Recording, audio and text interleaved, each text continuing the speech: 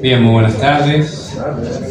Muchísimas gracias por estar aquí. Bienvenidos a la Fundación La Poeteca, que no la conocen, queridos amigos, amigas. Bueno, hoy es un día, por supuesto, muy especial para nosotros aquí.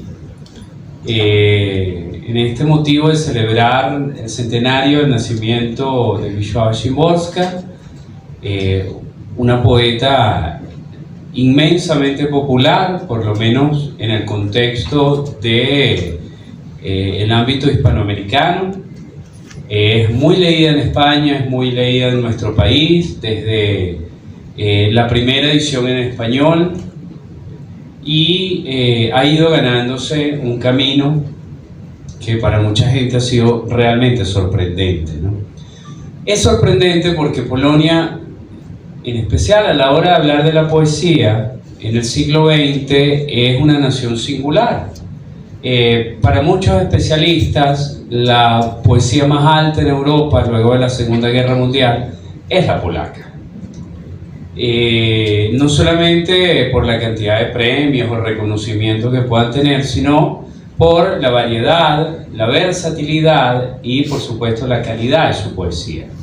Y estamos hablando de figuras como Miłosz, un poeta tan importante para divulgar la poesía polaca, en especial en los Estados Unidos, y el símbolo intelectual que llegó a representar en su momento, un hombre que fue funcionario, diplomático del gobierno comunista, decide, ¿verdad?, abandonar estas posturas. Es profundamente denigrado en Francia a razón de esto y tiene que irse a los Estados Unidos a dar clases de literaturas eslavas en un departamento que no existía en la Universidad de Berkeley, pero aunque hoy en día podemos decir en la Universidad de Berkeley, en su momento, ¿verdad?, no era considerado algo altamente importante. Gracias a Miłosz y a poetas, por ejemplo, rusos como Brodsky, en los Estados Unidos las literaturas eslavas se empiezan a conocer y se empiezan a traducir y se empiezan a divulgar. En un siglo tan duro ideológicamente como lo fue el siglo XX, en donde no se perdonaba fácilmente el hecho de cambiar de opinión, de que tú fueras comunista y luego abandonaras el marxismo-leninismo o simplemente jugaras con zonas de grises, te consideraras socialdemócrata, te consideraras de diferentes posturas en un entorno democrático o no. Definitivamente no fue un siglo sencillo. Y en la poesía de los poetas polacos, después de la Segunda Guerra, uno puede encontrar diferentes lecturas o reinterpretaciones en lo que significó vivir esto. Entonces, aparte de poetas como Miłosz, también están poetas como Różewicz, un poeta con elementos nihilistas, descarnados en muchos aspectos. Por supuesto está un gran poeta como Herbert, que representa en muchos aspectos lo contrario de Miłosz. Miłosz se va de Polonia, parte hacia el exilio, y Herbert más bien le recriminaba que se hubiera ido de Polonia cuando su lugar era quedarse ahí y mantener una resistencia dentro del país sin tener que irse. Paradójicamente es Miłosz quien traduce a Herbert al inglés y empieza a difundir su poesía y empieza a ser ampliamente conocido. Pero esto forma parte de los grandes debates intelectuales que también se dan en estos contextos, ideológicos, políticos, no solamente literarios. Está, por supuesto, luego una poeta como Szymborska, una voz única que no se consigue en otra lengua, en donde la altura reflexiva, la filosofía de lo cotidiano, la primacía de la razón, encuentra una voz desde lo femenino y desde un humor fino, refinado, intelectual. No el humor de la carcajada, sino el de la media sonrisa en tu rostro. Entonces, quizás es desde ahí, desde donde Szymborska tiene la posibilidad de llegar a donde Herbert, Rauschewitz, Miłosz en su momento no pudieron llegar. Yo creo que Szymborska es una gran poeta para el siglo XXI. Es una poeta que jóvenes y no tan jóvenes pueden leer y se encuentran satisfechos, se encuentran en una plenitud y logra, para tantas personas que no son polacas, ni leen en polaco, ni han ido nunca a Polonia, una cercanía que les hace decir: ella es mi poeta, o es una de mis autores. Y yo creo que esa es la grandeza que tiene la cultura, que tiene la literatura, pero que tiene en particular la poesía, no solamente como sonoridad, sino como lenguaje y como significación. Luego de Szymborska, pues uno puede pensar en Zagajewski, también muy conocido en el ámbito hispanoamericano, Premio Príncipe de Asturias, de las letras, muy traducido por una editorial como Acantilado, y otro príncipe de las letras que viene de Polonia. Pero también existen narradores, existen dramaturgos y existen otra serie de autores importantes y significativos. Nosotros en la Poeteca, desde el primer año, desde el año 2018, comenzamos a hacer un ciclo de homenaje a poetas polacos. A lo largo del tiempo, con los años, con la llegada de la pandemia, tuvimos que detenerlo. Creo que hasta el año 2021, en 2021 lo hicimos de manera virtual, cuando siempre lo hacíamos aquí, se hacían lecturas en polaco, para escuchar cómo sonaba en polaco, y hacíamos lecturas también en español, teniendo presente que estábamos hablando de poetas importantes. Y, cosa extraña, siempre se lograba un aforo como este, o superior, o con más gente. Y había personas que preguntaban: bueno, pero poesía polaca, ¿cómo se llena un salón en un país como Venezuela, en Caracas, que quieren ir a escuchar poesía polaca? Yo creo que en la poesía y en la literatura polaca, como en la húngara, como en la eslava en general, los latinoamericanos podemos encontrar hermandad y podemos encontrar correspondencia. Y creo que tenemos mucho que aprender de ahí. Cuando yo fui estudiante en la Escuela de Letras de la UCB, para nosotros era común leer poesía polaca, ¿verdad, Jaime? Vimos diferentes cursos, no solamente vimos poesía polaca, leímos a Konrad entero. O sea, no es que leímos, no, todo Konrad, lo leímos. Entonces uno vivía ese tipo de experiencia. Entonces la poesía y la literatura polaca ha pasado a ser parte de nuestros lugares comunes, y uno ya se encuentra en un punto, y aquí es donde entra ya el siglo XXI, en que quizás uno ha leído más autores polacos contemporáneos o después de la Segunda Guerra para acá que autores franceses, ¿no?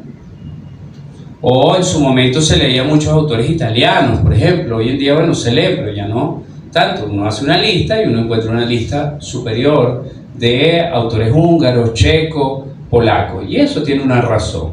No es solamente la cantidad de traducciones que llegan y que se hacen, sino hay una correspondencia. Entonces, estamos aquí, bueno, para celebrar a Szymborska, amiga de la casa, una mujer gratísima. Si van al Parque Vizcaya verán el busto que se hizo de ella. Es simpaticísima, con la célebre foto, ¿verdad? Con sus lentes, aquí en esta edición está.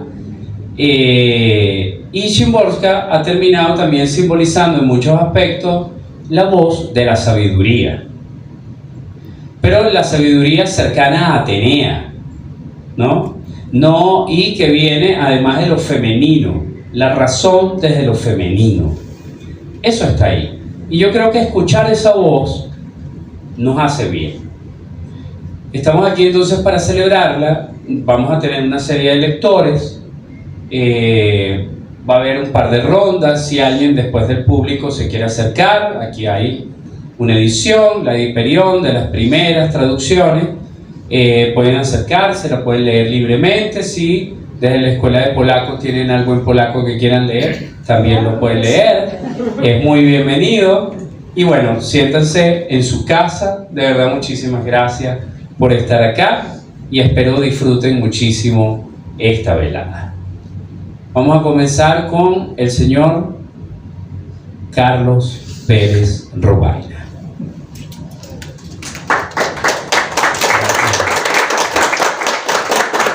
A mí lo único que no me quedó claro, Ricardo, es esa afirmación de que jóvenes y no tan jóvenes. En una sala llena de gente joven, porque todo el que tiene ganas de aprender sigue siendo joven.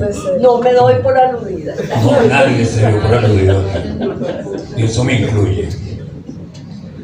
Bueno, tengo un par de poemas que escogí de las primeras épocas de la poeta. Tenía 34 años, corresponde al poemario Llamando al Yeti.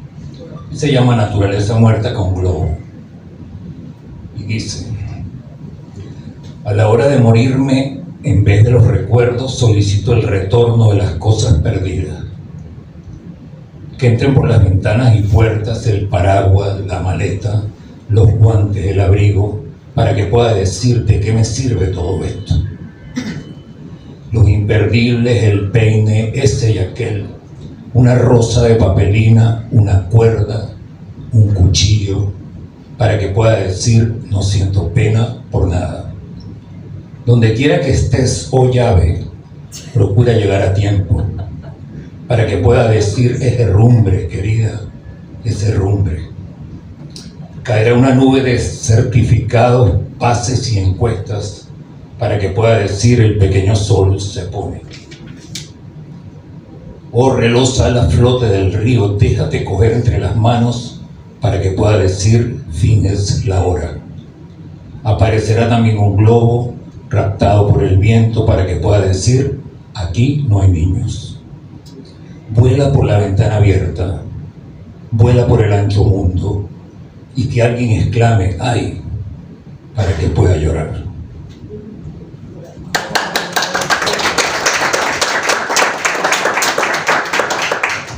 A los 79 años, 10 años antes de su muerte, refresca, vamos a decir, el evento del 11 de septiembre de 2001 en un poemario del 2002. Se llama 11 de septiembre. Saltaron abajo de los pisos en llamas, 1, 2, algunos más arriba, más abajo. La fotografía los mantuvo con vida y ahora los conserva encima de la tierra, hacia la tierra. Cada uno de ellos forma un todo con un rostro individual y con la sangre bien oculta. Hay suficiente tiempo para que revolotee el cabello y de los bolsillos caigan llaves, algunas monedas. Siguen ahí, al alcance del aire, en el marco de espacios que justo acaban de abrirse. Solo dos cosas puedo hacer por ellos: describir ese vuelo y no decir la última palabra. Gracias.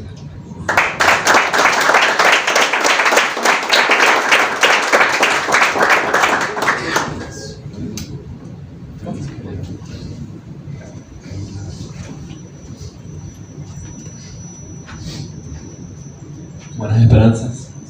Mi nombre es Cameron. Voy a ver si puedo subir. Mi nombre es servicial.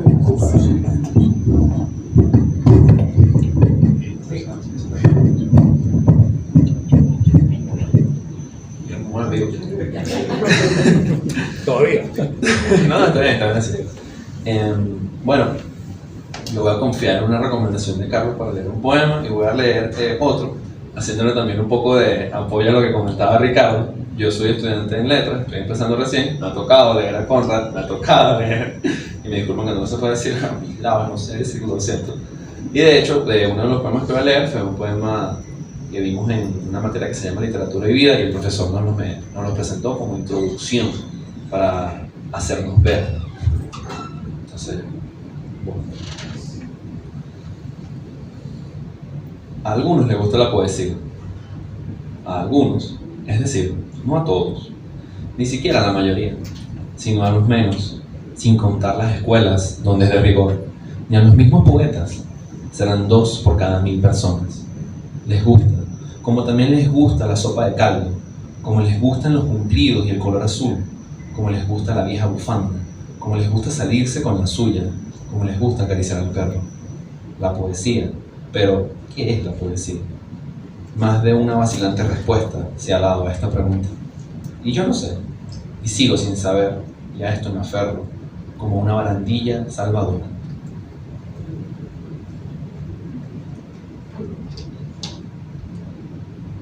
Lectura. No ser púgil, musa, es como no ser nada. Nos negaste un auditorio enardecido. Hay 12 personas en la sala. Es hora de empezar. La mitad vino porque llueve, los demás son parientes, musa. Las mujeres podrían desmayarse en esta tarde de otoño, y lo harán, pero solo frente al ring. Escenas dantescas, solo allí, y el éxtasis, musa. No ser un boxeador, ser un poeta, con una condena a poemas forzados y a falta de músculos mostrar al mundo, en el mejor de los casos, una lectura escolar en el futuro. Oh musa, oh Pegaso, ángel quino. En la primera fila un viejecito sueña dulcemente que su difunta esposa ha vuelto de la tumba para hornearle una tarta de ciruelas, con fuego, pero no muy alto, porque se quema la tarta. Comenzamos la lectura. Musa. Gracias.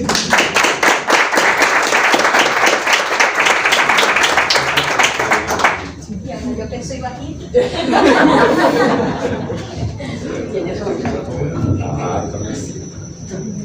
Mi nombre es Edmi López, gracias a la Poeteca por la invitación. Tengo un poema corto, quizás de los más populares. Las 3 palabras más extrañas. Cuando pronuncio la palabra futuro, la primera sílaba pertenece ya al pasado. Cuando pronuncio la palabra silencio, lo destruyo. Cuando pronuncio la palabra nada, creo algo que no cabe en ninguna no existencia. Y ahora les voy a leer mi poema favorito, que se llama Baile.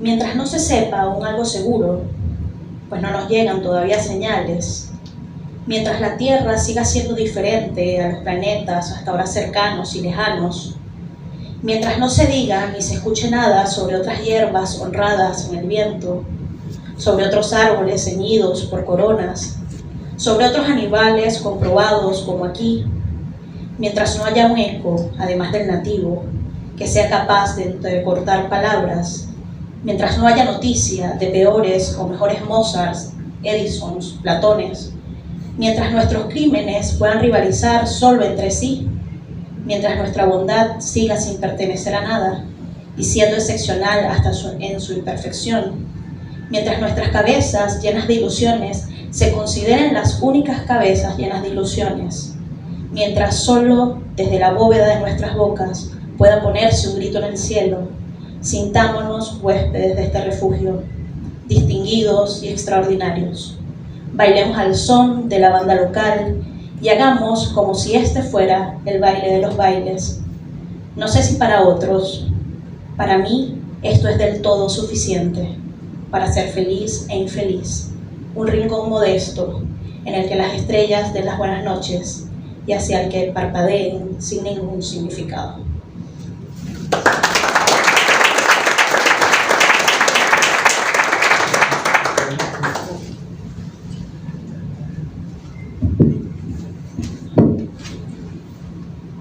Hola, mi nombre es Jaime Yáñez y bueno, por un lado me encanta la introducción de Ricardo, que quería empezar también allí, de este pueblo de poetas que es Polonia, y todo esto para decir que yo venía a leer unos poemas raros y que a leer a la Szymborska rara que nadie conoce, y en estas casualidades de vivir en un país donde Szymborska es tan leída, abrimos la lectura con un poema llamado al Jedi, que era yo como que, nadie va a saber qué es eso. Mi segundo atrevimiento, que es atrevimiento de nuevo, heredado de una escuela donde se lee mucho a Szymborska, es que estas son traducciones revisadas, con el atrevimiento de un diccionario y 17 millones de traducciones.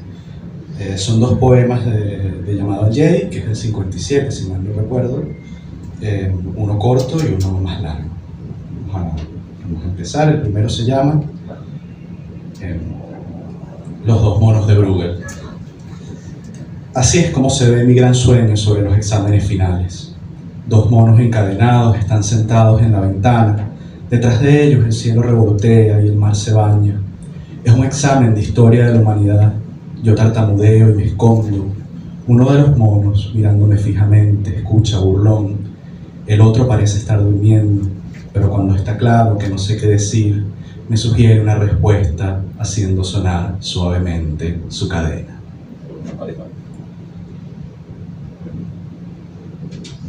Y el segundo, usualmente traducido, notas sobre una expedición al Himalaya o sobre una expedición no realizada al Himalaya. En inglés es una traducción rara, que es sobre una expedición, notas a una expedición no existente al Himalaya. Yo descubro que en polaco, con la avaricia de un traductor y un diccionario, no está la palabra notas. Entonces yo pongo, ¿no?, sobre una expedición no realizada al Himalaya. Ajá, así que esto es el Himalaya, montañas que corren hacia la luna, el momento del despegue capturado en un cielo repentinamente desgarrado, un desierto de nubes perforado, empujado hacia la nada, un eco, una mudez blanca, el silencio. Yeti, allá abajo tenemos los miércoles, los abecedarios, el pan, y dos son 4, y la nieve se derrite, y una manzana roja cortada en cruz. Yeti, los crímenes no son lo único posible para nosotros. Yeti, no todas las palabras son sentencias de muerte. Heredamos también la esperanza, don del olvido. Verás que damos a luz a niños entre las ruinas. Yeti, tenemos a Shakespeare. Yeti, tocamos el violín. Yeti, al anochecer encendemos la luz. Aquí, ni luna ni tierra, donde se congelan las lágrimas. Oh Yeti, casi hombre lunar, piénsalo de nuevo, regresa. Así, entre cuantos paredes y avalanchas, llamé al Yeti, pisando fuerte para entrar en calor, sobre la nieve, sobre lo eterno. Gracias.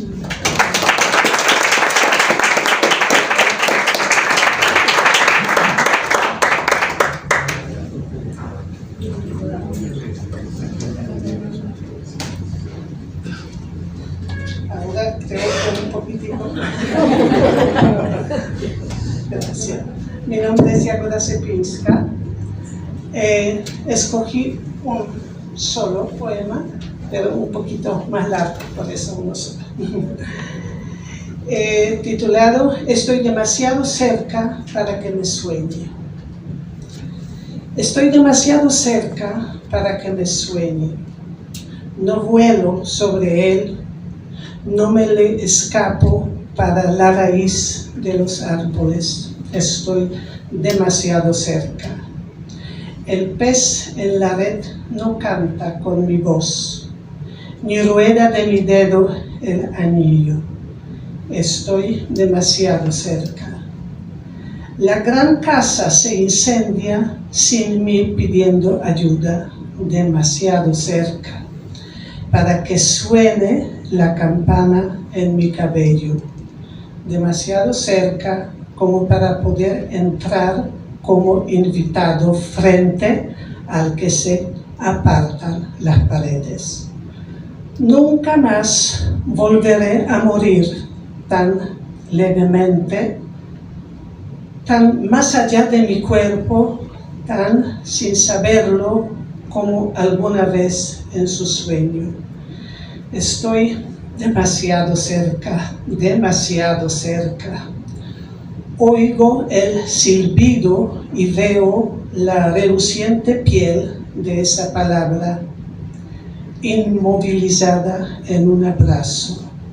Él duerme, más accesible en este instante para la cajera del circo ambulante con un solo león a la que ha visto una vez en la vida, que para mí recostada a su lado.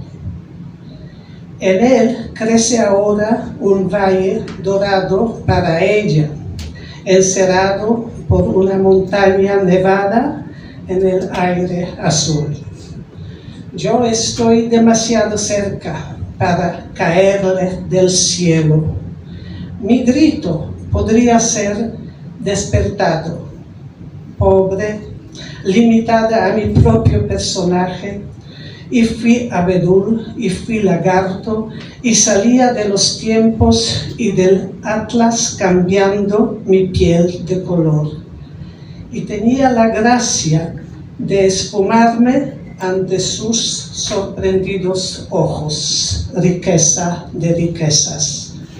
Estoy cerca, demasiado cerca para que me sueñe. Y saco el brazo debajo de su cabeza, entumido, lleno de agujas imaginarias. En la punta de cada una de ellas, esperando a ser contado, reposa un ángel caído.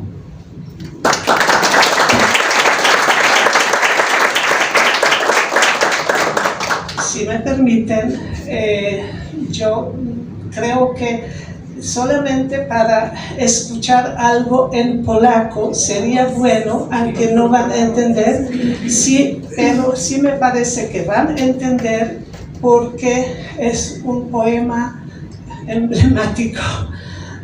Y yo tengo una alumna de mi escuela que aprendió no solamente en polaco, sino de memoria, y la quería presentar. Ven, Mari, y que escuchen cómo suena esta poesía en polaco. Muchas gracias, Jagoda. Bueno, yo no sé si voy a estar recitando tan bien porque... Por si acaso estoy hablando para soplar. Ah, sí, porque yo soy muy venezolana. Entonces, aprendí este idioma con todo el corazón. El poema se llama en español Nada dos veces. En polaco es Nic dwa razy. Nic dwa razy się nie zdarza i nie zdarzy. Z tej przyczyny zrodziliśmy się bez wprawy i pomrzemy bez rutyny. Choćbyśmy uczniami byli najtępszymi w szkole świata, nie będziemy repetować żadnej zimy ani lata. Żaden dzień się nie powtórzy, nie ma dwóch podobnych nocy, dwóch tych samych pocałunków, dwóch jednakich spojrzeń w oczy. Wczoraj, kiedy Twoje imię ktoś wymówił przy mnie głośno, tak mi było, jakby róża przez otwarte wpadła okno. Dziś, kiedy jesteśmy razem, odwróciłam twarz ku ścianie. Róża? Jak wygląda róża? Czy to kwiat? A może kamień? Czemu Ty się złagodzino z niepotrzebnym mieszasz lękiem? Jesteś, a więc musisz minąć. Miniesz, a więc to jest piękne. Uśmiechnięci, współobjęci, spróbujemy szukać zgody. Choć różnimy się od siebie, jak dwie krople czystej wody. Brawo.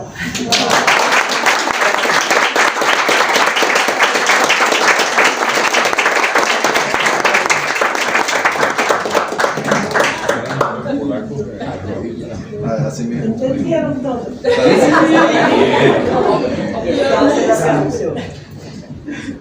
Hola, mi nombre es Isabel Pedreanes. Yo tengo un poema muy cortico porque es uno de los que más me gusta. El otro no lo encontré, el otro que es mi favorito lo estuve buscando pero no lo encontré. Es ABC. Yo nunca sabré qué pensaba de mí A. Si B llegó a perdonarme de verdad, ¿por qué C aparentaba que no pasaba nada? ¿Qué papel jugó D en el silencio de E? ¿Qué esperaba F, si es que esperaba? ¿Qué aparentaba G, a pesar de estar segura? ¿Qué quería ocultar H? ¿Qué quería añadir I? Si el hecho de que yo estuviera a su lado tuvo alguna importancia para J, para K y para el resto del alfabeto.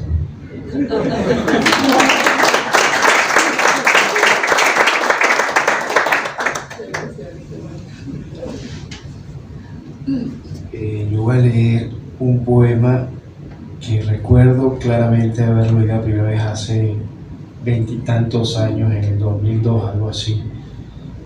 Conversación con una piedra.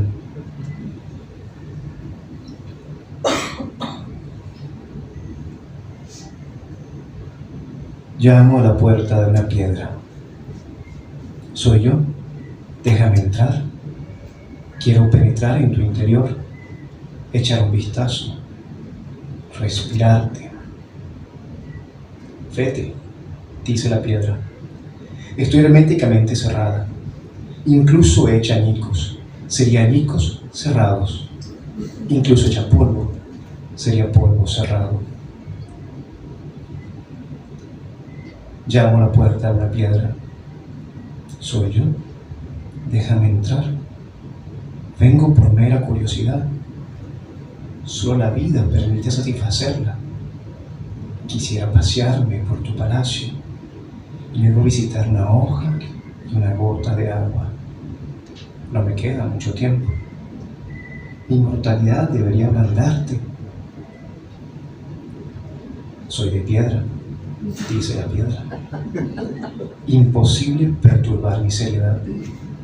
Vete, no tengo músculos risorios.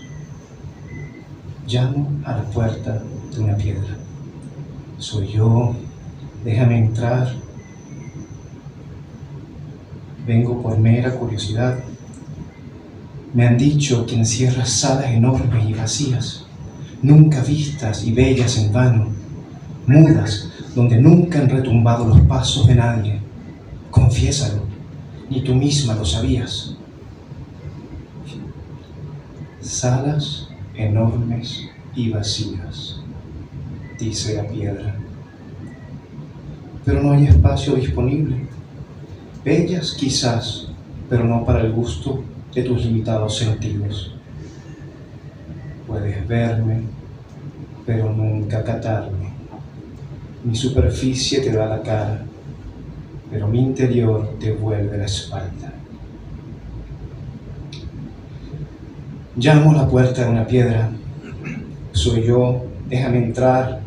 En ti no busco refugio para la eternidad. No soy desdichado, ni carezco de techo. Mi mundo merece el regreso. Quiero entrar y salir con las manos vacías. La prueba de haber estado en ti se limitará a mis palabras, en las que nadie creerá. No entrarás, dice la piedra. Te falta sentido de la participación y no existe otro sentido que pueda sustituirlo. Incluso la vista omnividente te resultará inútil si eres incapaz de participar. No entrarás.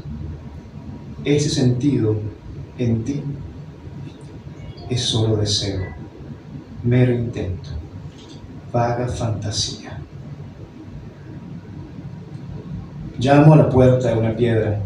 Soy yo, déjame entrar. No puedo esperar 1000 siglos para estar entre tus paredes. Si no crees en mis palabras, dice la piedra, acude a la hoja, que te dirá lo mismo que yo, o la gota de agua, que te dirá lo mismo que la hoja. Pregunta también a un cabello de tu cabeza. Estoy a punto de reír a carcajadas, de reír como mi naturaleza me impide reír. Llamo a la puerta de una piedra. Soy yo, déjame entrar. No tengo puerta, dice la piedra.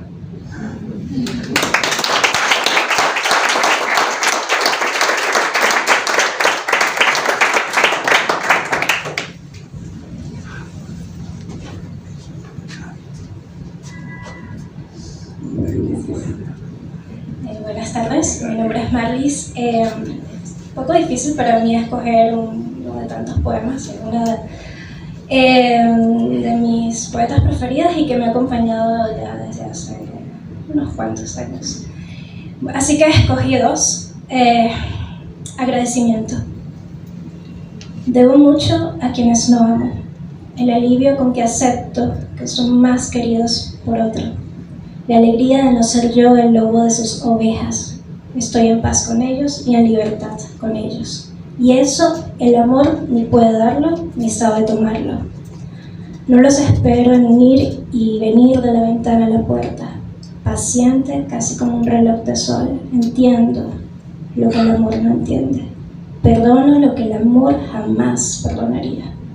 Desde el encuentro hasta la carta no pasa una eternidad, sino simplemente unos días o unas semanas. Los viajes con ellos siempre son un éxito. Los conciertos son escuchados, las catedrales visitadas, los países nítidos. Y cuando nos separan, lejanos paisajes, lejanos países son países bien conocidos en los mapas. Es gracias a ellos que yo vivo en 3 dimensiones, en un espacio no lírico y no retórico, con un horizonte real por lo móvil. Ni siquiera imaginan cuánto hay en sus manos vacías. No les debo nada, diría el amor sobre este tema abierto.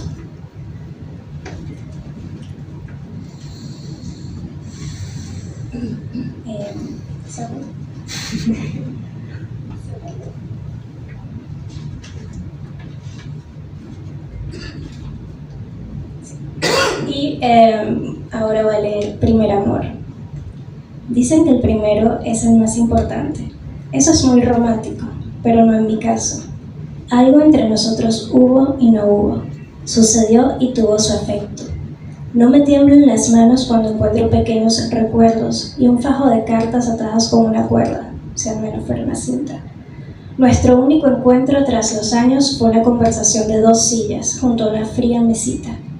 Otros amores respiran hasta ahora profundamente en mí. A este le falta aliento para suspirar.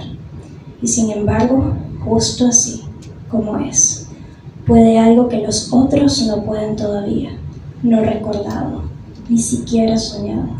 Me acostumbra a la muerte. Gracias.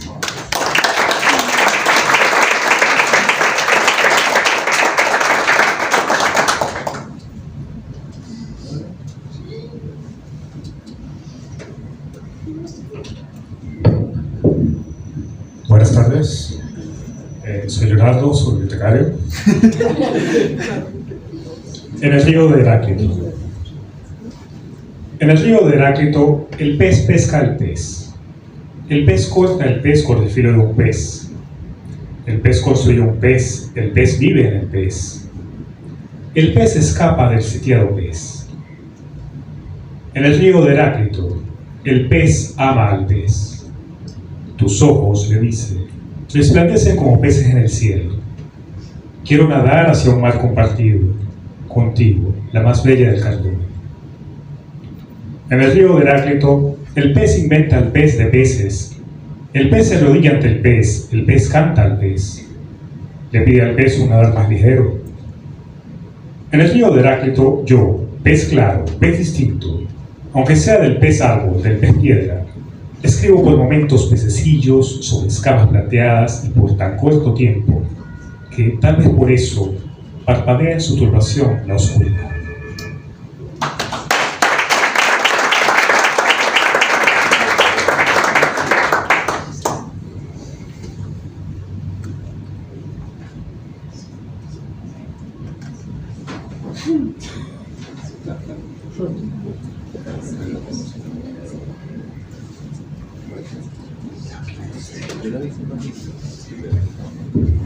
Buenas tardes. Gracias a todo el equipo de la Poeteca por esta posibilidad. Me gustó el detalle de Carlos de decir que edad tenía la poeta al escribir los poemas. Me voy a copiar. Voy a leer uno que se llama Vietnam, que es del año... Se me perdió el año. Hoy.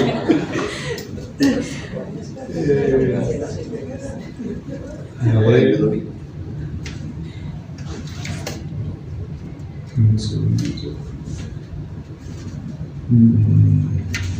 No encuentro el año. Lo voy a leer sin el año. Vietnam. 62. 62 tenía 39 años. nació en el 23, en el 60, sí, 39 años cuando escribió esto. Vietnam. Mujer, ¿cómo te llamas? No sé. ¿Cuándo naciste? ¿De dónde eres? No sé. ¿Por qué cavaste esta madriguera? No sé. ¿Desde cuándo te escondes? No sé. ¿Por qué me mordiste el dedo cordial? No sé. ¿Sabes que no te vamos a hacer nada? No sé. ¿A favor de quién estás? No sé. Estamos en guerra. Tienes que elegir. No sé. ¿Existe todavía tu aldea? No sé. ¿Estos son tus hijos? Sí. Y voy a leer uno más que se llama Escribiendo el currículum. Este es del 86, así que tenía 63 años. 63 años. Escribiendo el currículum. ¿Qué hay que hacer? Presentar una instancia y adjuntar el currículum. Sea cual fuera el tiempo de una vida, el currículum debe ser breve. Se ruega ser conciso y seleccionar los datos. Convertir paisajes en direcciones y recuerdos confusos en fechas concretas. De todos los amores, basta con el conyugal. Los hijos, solo los nacidos. Importa quién te conoce, no a quienes conozcas. Viajes solo al extranjero. Militancia en qué, pero no por qué. Condecoraciones sin mencionar a qué méritos. Escribe como si jamás hubieras dialogado contigo mismo y hubieras impuesto entre tú y tú la debida distancia. Deja en blanco perros, gatos y pájaros, bagatelas cargadas de recuerdos, amigos y sueños. Importa el precio, no el valor. Interesa el título, no el contenido. El número del calzado, no hacia dónde va, quien se supone que eres. Adjuntar una fotografía con la oreja visible. Lo que cuenta es su forma, no lo que oye. ¿Qué oye? El fragor de las trituradoras de papel. Gracias.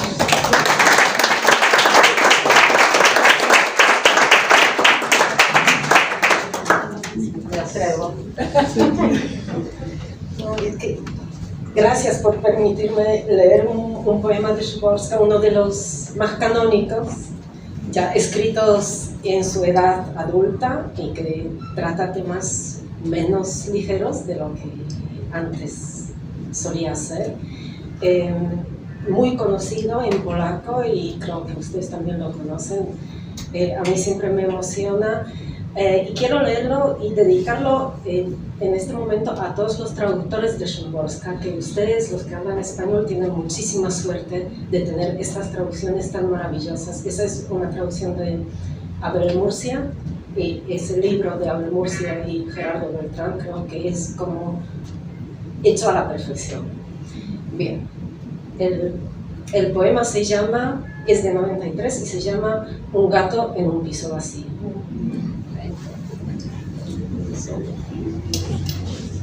Morir. Eso no se le hace a un gato. Porque, ¿qué puede hacer un gato en un piso vacío? Trepar por las paredes, restregarse entre los muebles. Parece que nada ha cambiado, y sin embargo ha cambiado.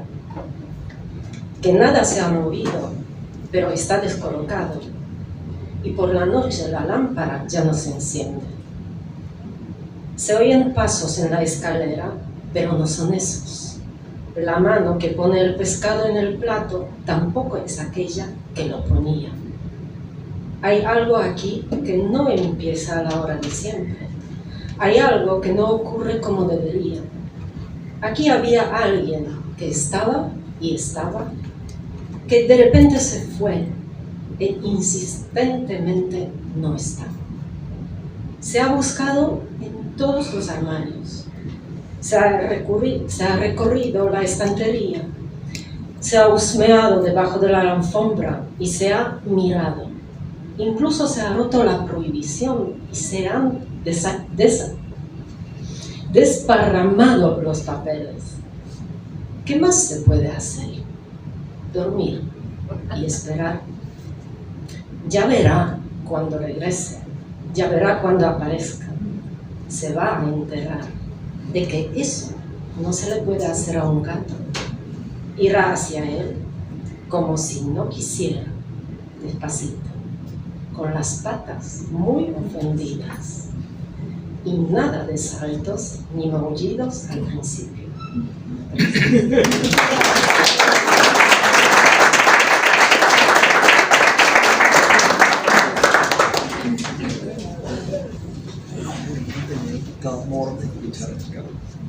Bien, muchas gracias, consejera, por su lectura.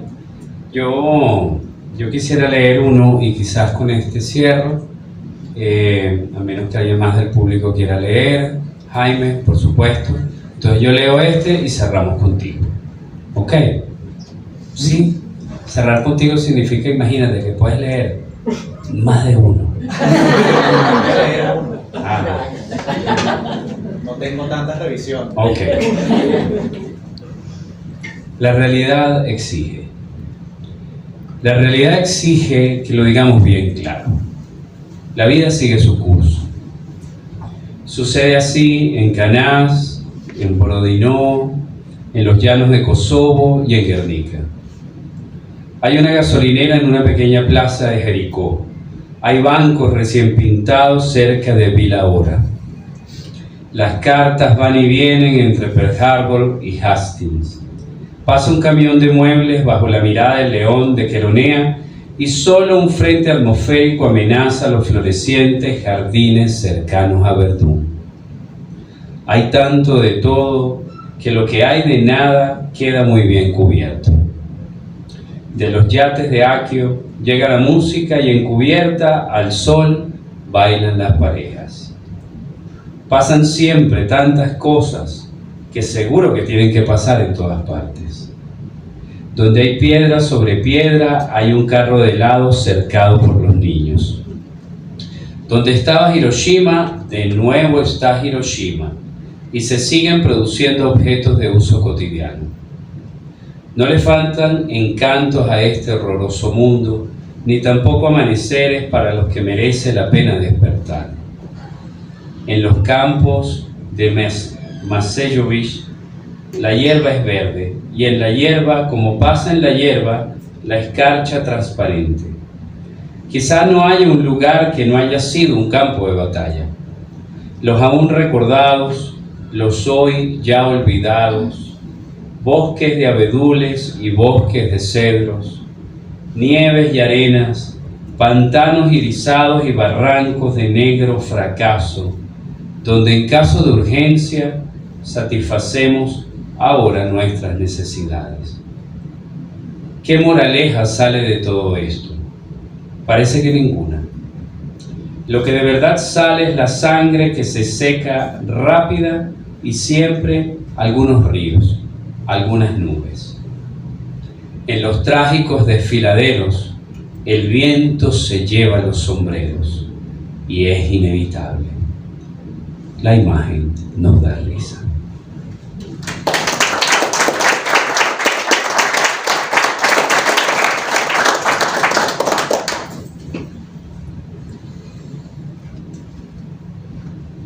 A mí en realidad sí me gusta mucho la traducción de este libro, pero justamente para llevar la contraria y teniendo la oportunidad, voy a leer probablemente el poema con el que tenga más desacuerdos en este libro, que por otro lado no es un buen poema para cerrar ninguna lectura. Entonces hay otro que me gusta mucho la traducción y para dejar de pelearme, con ese voy a terminar. Pero este se llama Las cartas de los muertos, traducido como las cartas de los difuntos, que es una palabra que me parece horrorosa. Hay una pequeña cosa, que hay un verso de este poema, donde Szymborska usa el nombre en polaco, o sea, dice, y disculpen mi terrible polaco, ¿no? Dice Jana Jakuba, Juan Jacobo. que ha sido traducido muchas veces como Jean-Jacques, como sugiriendo un Rousseau que a mí me parece muy extraño para el poema. Yo aquí escribí Jacob, porque me parece que está hablando claramente de Jacob, pero no encontré evidencias en ningún lado y siendo responsable voy a leer Juan Jacobo, pero dejando la queja de que yo creo que es Jacob. Las cartas de los difuntos. Bonito. Las cartas de los muertos. Leemos las cartas de los muertos como desamparados dioses, pero dioses de todas formas, porque conocemos las fechas que siguen, sabemos qué deudas no serán pagadas, cuáles viudas se casaron de vuelta demasiado pronto, pobres, muertos ciegos, ingenuos, inseguros, torpemente precavidos. Vemos las caras y los gestos hechos a sus espaldas. Captamos el crujir de los testamentos rotos. Ellos se sientan frente a nosotros, ridículos, como si estuviesen sobre pan con mantequilla, o persiguen desesperados los sombreros que vuelan de sus cabezas. Su mal gusto, Napoleón, el vapor y la electricidad, sus remedios fatales para enfermedades curables, el insensato apocalipsis según San Juan y Miguelina, el falso paraíso terrenal de Juan Jacobo. Observamos en silencio sus peones en el tablero, aunque los veamos 3 casillas más adelante. Todo lo que predijeron los muertos ha salido de una forma completamente distinta, o ligeramente distinta, lo que quiere decir también totalmente distinta. Los más entusiastas nos miran fijamente a los ojos, porque han calculado que en ellos encontrarán la perfección.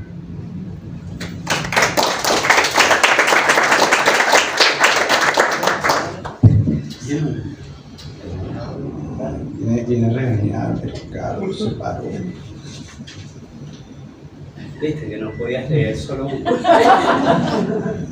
¿Tú lo conoces? Es así, es totalmente cierto. Y ahora no lo encuentro, como la gente que tiene esas malas decisiones. Y yo recuerdo, me paré, está en la página, etcétera, etcétera, etcétera. Y ahora no lo consigo. Ay, Dios santo.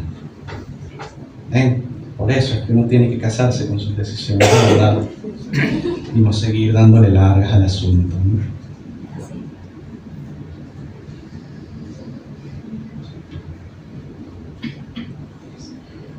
Aquí está. Es una gran suerte. Es una gran suerte no saber del todo en qué mundo se vive. Sería necesario haber vivido mucho tiempo, mucho más de lo que existe en el mundo. Para comparar siquiera, habría que conocer otros mundos, olvidarse del cuerpo, que nada hace tan bien como limitar y crear dificultades. Por el bien de la investigación, para tener una imagen clara y conclusiones definitivas, habría que elevarse sobre el tiempo en el que todo corre y da vueltas.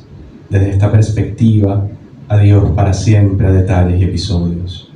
Llevar la cuenta de los días tendría que parecer un acto sin sentido, echar cartas al buzón, un capricho juvenil, prohibido pisar la grama, un letrero demencial.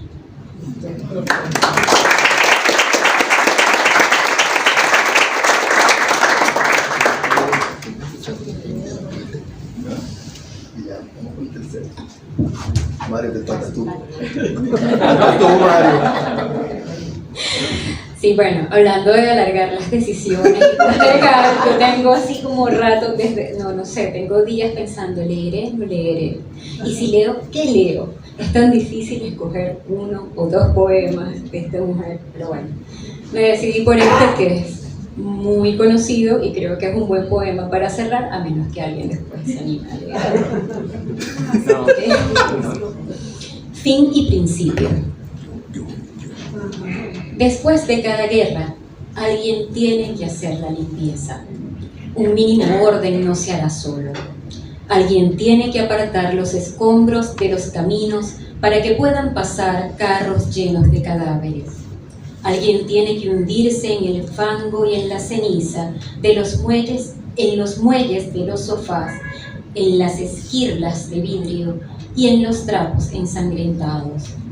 Alguien tiene que arrastrar una viga para apuntalar la pared. Alguien debe poner cristales en las ventanas y colocar la puerta en los goznes. Es una labor nada fotogénica y requiere años. Las cámaras ya se han ido a otra guerra. Otra vez puentes, de nuevo estaciones, las mangas se deshilacharán a fuerza de arremangarse. Alguien, escoba en mano, recuerda aún cómo era todo. Alguien escucha y asiente con la cabeza que no le arrancaron. Pero pronto, muy cerca, empiezan a pulular quienes lo encuentran aburrido. Alguien todavía a veces, de debajo de una mata, desentierra argumentos oxidados y los arroja al montón de desechos. Quienes saben la trama de la historia tienen que ceder a quienes apenas la conocen, y menos que apenas, e incluso casi nada. En la hierba que ha crecido, sobre causas y efectos, alguien debe tumbarse con una espiga entre los dientes para contemplar las nubes.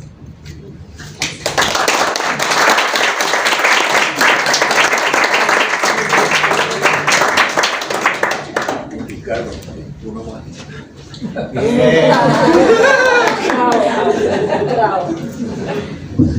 Yo creo que, como estamos hablando de poesía, vamos a cerrar con un poema que la poeta le dedicó a la poesía a sus 63 años. Viene del poemario De Gente en el Puente de 1986.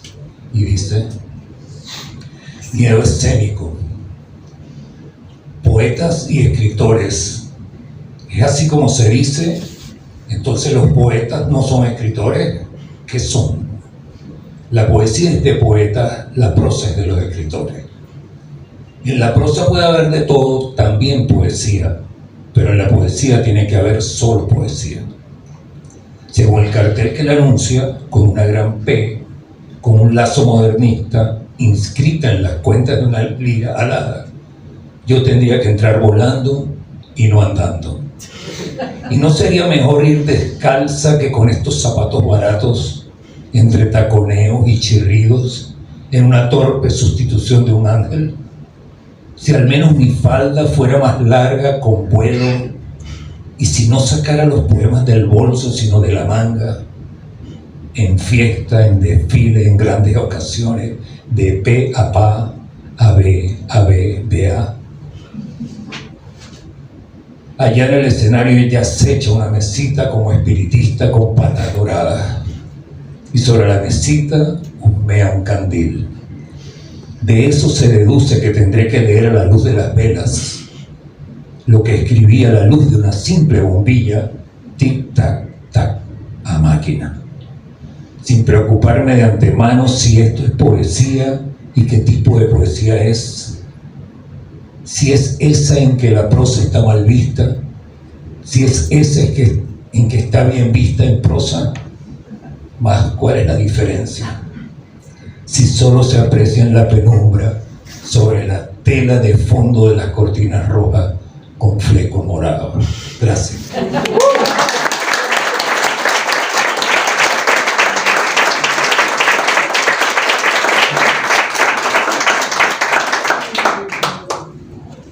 Una más. Sí, porque la creí. Bueno, muchas gracias. Muchas gracias por acompañarnos hoy. Fue un gusto. Fíjense cómo siempre que trabajamos poesía polaca logramos este gran lleno. Yo estoy convencido de que la delegación de Polonia en Venezuela, ¿verdad? Le dice a un grupo enorme de personas, entonces todos ustedes son polacos, pero dicen que se llaman Pedro López y cosas por el estilo. Y bueno, se visten un poquito criollos y vienen por ahí. Jóvenes y no tan jóvenes. Exactamente. Muchas gracias de verdad por venir. Sigamos leyendo, por supuesto, Szymborska, sigamos celebrándola. Les informaremos próximamente qué otras cosas vamos a hacer alrededor de la poesía y la literatura polaca para continuar pues nuestra tradición. Y gracias, muchas gracias por venir.